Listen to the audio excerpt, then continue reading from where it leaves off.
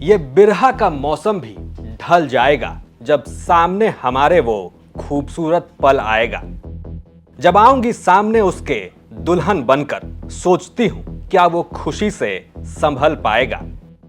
ये ख्वाब लिए महाराष्ट्र से एक स्त्री निकलती है और सीधा मुंबई से जोधपुर पहुंचती है। ख्वाब शादी करने का, इरादा पति ढूंढने का, सपना ऐशो आराम की जिंदगी का, लेकिन चाहत करोड़पति बनने की। लेकिन इस स्त्री की चाहतें राजस्थान आते ही बढ़ने लगती हैं। अब उसका काम एक पति से नहीं चल रहा था, बल्कि उसे अब और पति चाहिए थे।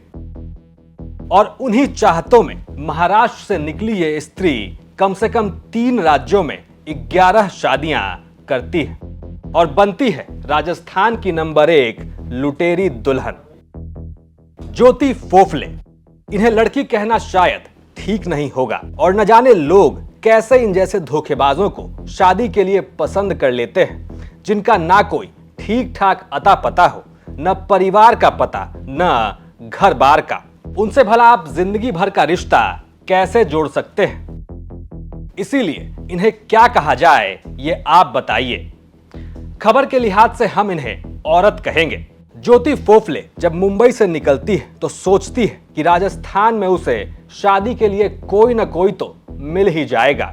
लेकिन ज्योति ने भी कहां सोचा होगा कि एक एक करके वो 11 शादियां कर बैठेगी। हालांकि जब ज्योति ने ये तमाम शादियां अपनी मर्जी से की, सोच समझकर की, तो ये भी नहीं कह सकते कि ज्योति से गलती से मिस्टेक हो गई, बल्कि उसका इरादा भी यही था और प्लानिंग भी।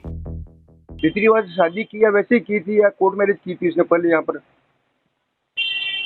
ये तो इनके जो प्रोसेस होता है उसके अकॉर्डिंग की। कोर्ट मैरिज कर रखी थी ज्योति ने। अच्छा, कोर्ट मैरिज कोर्ट पत्र वाले। और इसके पहले इसने कितनी शादी की थी और इस दूल्हे के साथ कितने दिनों तक रही है? ये इस दूल्हे के साथ ललित कुमार के साथ में कितने समय तक रही? कुल 11 शादियां करी है।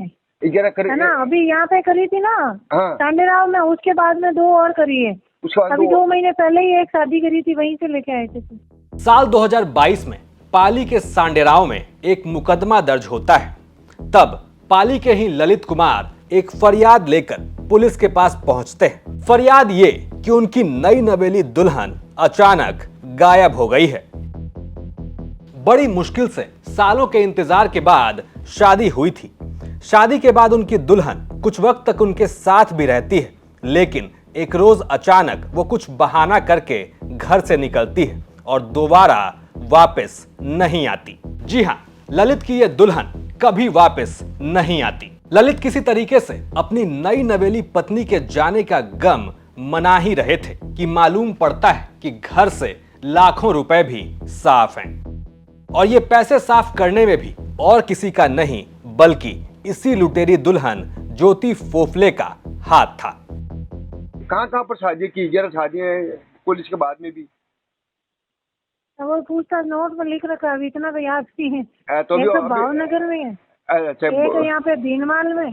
जी जी जी। एक तो अभी वीराने गांव में किया है, वीराने महाराष्ट्र में पड़ता है। हाँ मैडम। उससे पहले भावनगर, सांडेराव, जूनागढ़, निम्बेड़ा कला।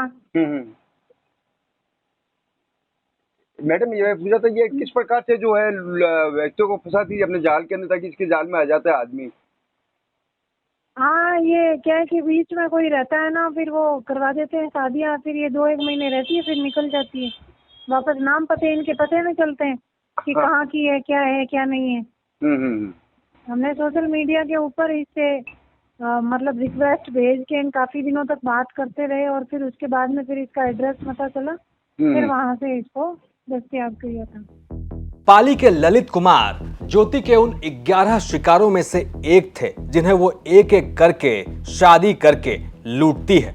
जाहिर है ये काम वो अकेली नहीं कर रही थी, बल्कि राजस्थान आते ही उसे मिलता है फलौदी का एक दलाल धर्मीचंद बोहरा।